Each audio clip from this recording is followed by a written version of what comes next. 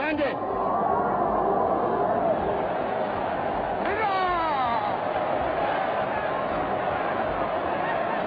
And then Ghana, your beloved country, is free forever. From now on, there is a new African in the world. That new African is ready to fight his own battle and show that after all, the black man is capable of managing his own affairs.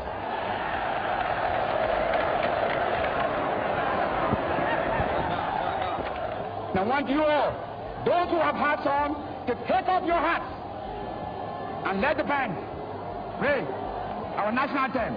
And from now on, that national anthem is the national anthem of the Gogo to be played on all occasions.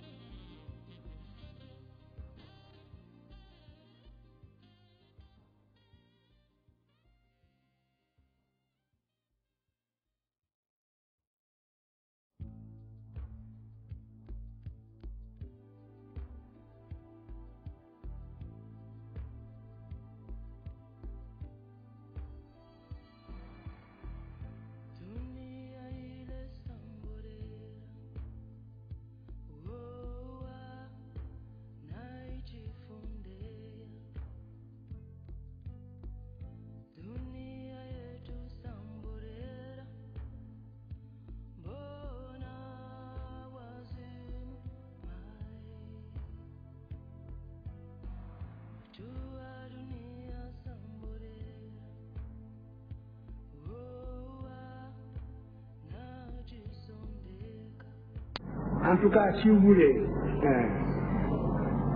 tant soit peu, connaître votre passé et renforcer le sentiment de cohésion nationale, vous serez bien amené un jour à nous relayer sur le terrain où nous nous situons aujourd'hui. C'est moi qui vous le dis. Je crois que le mal que l'occupant nous a fait n'est pas encore guéri. Voilà le fond du problème. L'aliénation culturelle finit par être partie intégrante de notre substance, de notre âme. Et quand on croit s'en être débarrassé, on ne l'a pas encore fait complètement. Souvent, le colonisé ressemble un peu, ou l'ex-colonisé même, ressemble un peu à cet esclave du 19e siècle, qui libéré va jusqu'au pas de la porte, et puis revient à la maison parce qu'il ne sait plus où aller. Il ne sait plus où aller. Depuis le temps qu'il a perdu la liberté, depuis le temps qu'il a acquis des réflexes de subordination, depuis le temps qu'il a pensé, comme appris à penser à travers son maître. C'est un peu ce qui est arrivé aussi à l'intelligence africaine dans son ensemble. Parce que, en dehors de quelques questions, toutes les questions que vous m'avez posées reviennent à une seule. Quand est-ce que les Blancs vous reconnaîtront-ils? Parce que la vérité sont blanches. C'est cela. Mais c'est dangereux ce que vous dites. Parce que si réellement l'égalité intellectuelle est tangible, l'Afrique devrait, sur des thèmes controversés, être capable d'accéder à la vérité par sa propre investigation intellectuelle, se maintenir à cette vérité jusqu'à ce que l'humanité sache que l'Afrique ne sera plus frustrée, que les idéologues perdront leur temps, parce qu'ils ont rencontré des intelligences égales qui peuvent leur tenir tête sur le plan de la recherche de la vérité. Mais vous êtes persuadé que pour qu'une vérité soit valable et objective, il faut qu'elle soit blanche. Mais ça, c'est un repli de notre âme qui doit disparaître.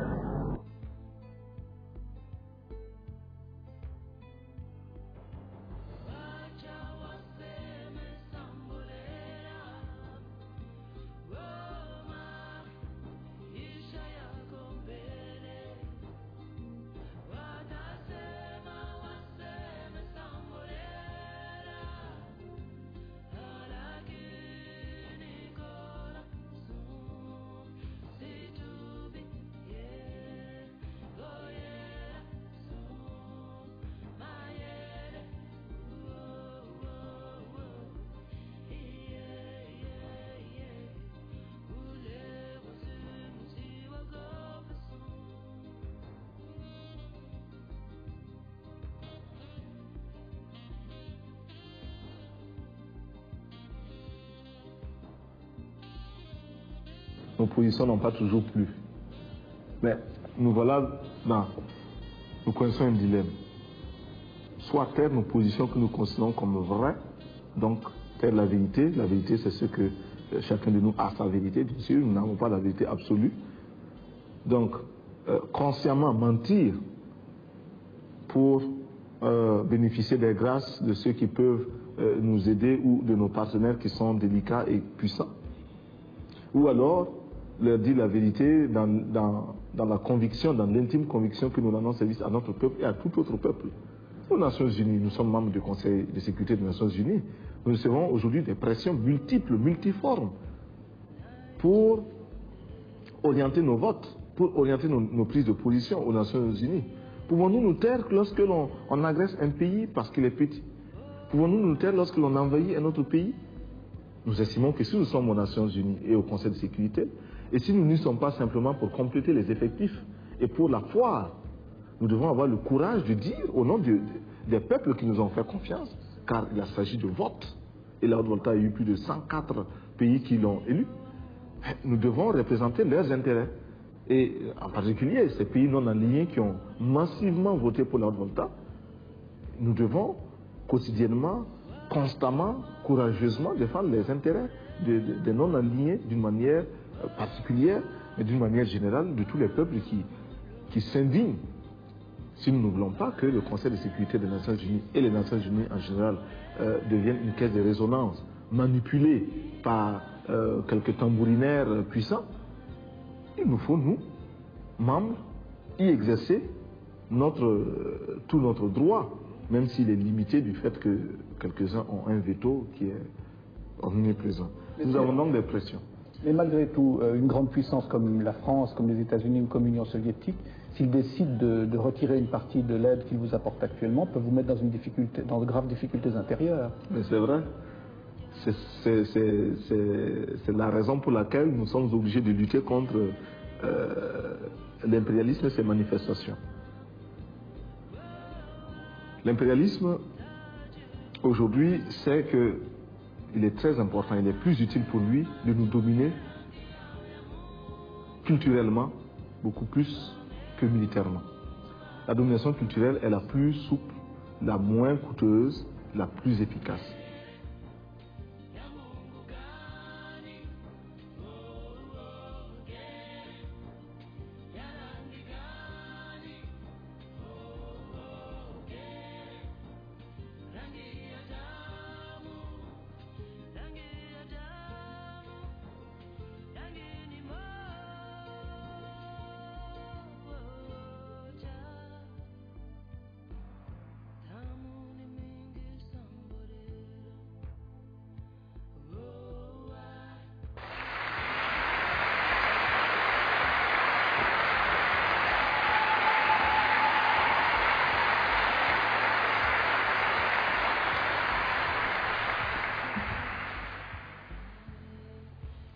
Your Majesties, Your Royal Highness, honorable members of the Norwegian Nobel Committee, Excellencies, ladies and gentlemen, I stand before you and the world, humbled by this recognition and uplifted by the honor of being the 2004 Nobel Peace Laureate. As the first African woman to receive this prize, I accept it on behalf of the people of Kenya and Africa, and indeed the whole world. Tree planting became a natural choice to address some of the initial basic needs identified by women. Also, tree planting is simple, attainable, and guarantees quick, successful results within a reasonable amount of time. These are all important to sustain interest and commitment. So together we planted over 30 million trees that provide fuel, food, shelter, and income to support the children's and education and household needs. The activity also creates employment and improves soils and watersheds. Through their involvement, women gain some degree of power over their lives, especially their social and economic position and relevance in the family. This work continues. Initially, the work was difficult because historically our people have been persuaded to believe that because they are poor, they lack not only capital but also knowledge and skills to address their challenges. Instead, they are conditioned to believe that their solutions to their problems must come from outside.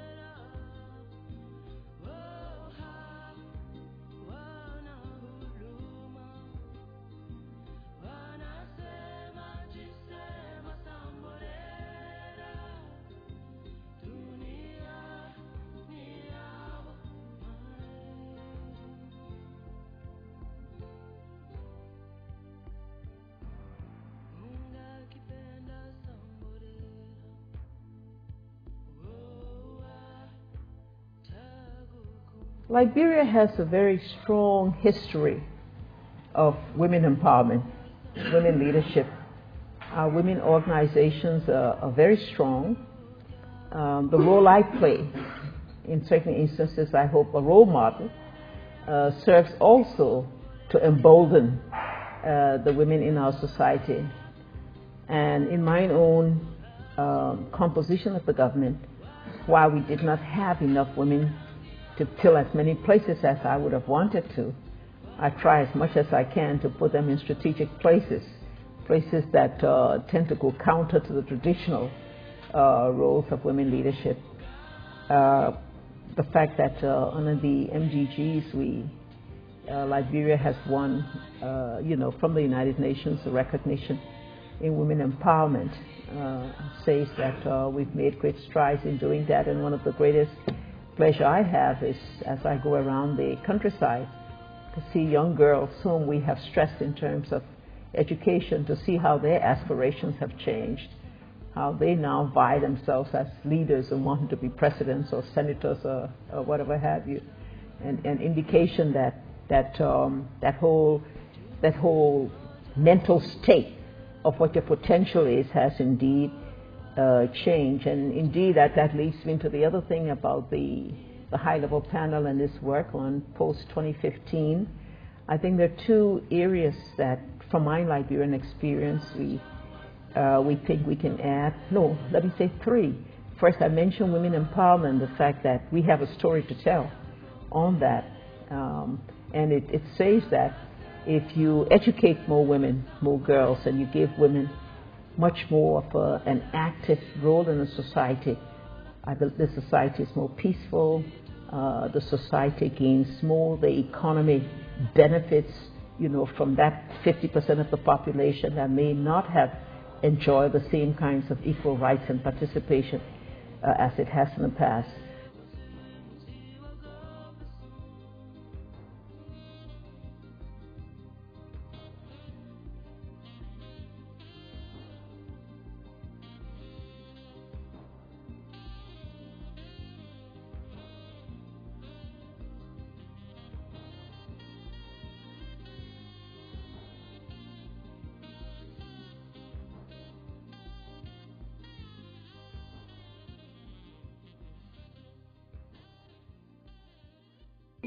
Disons, au cœur du projet colonial, il y a toujours une métaphysique de la race. Le projet colonial qui émerge en France au lendemain surtout de la défaite de 1870 est parcouru de bout en bout par cette métaphysique. C'est elle, au fond, qui en constitue, je dirais, le foyer nucléaire. Le sentiment au sortir de la défaite est celui d'une humiliation. Le pays a été émasculé, il a perdu sa virilité et il va retrouver sa virilité en colonisant. C'est un discours tout à fait explicite et il ne se cache pas du tout. Donc vous avez été violé et vous essayez de recouvrer votre virginité en violant quelqu'un d'autre. Voilà la logique de l'impérialisme français. Mais vous allez violer quelqu'un d'autre en prétendant d'une part que la victime de votre viol mérite d'être violée parce que elle est responsable de l'appel au viol. Et que, d'autre part, le fait de la violer, cette victime, participe de sa mise à niveau, à votre niveau. Et donc, il y a un soubassement psychique, sexuel, phallique, et raciste, puisque le racisme, c'est disons, la fermentation de tous les aspects qui est intrinsèque au projet colonial français. Et donc, on ne peut pas décoloniser les formes institutionnelles, et ainsi de suite, sans décoloniser ces formations élémentaires de l'inconscient.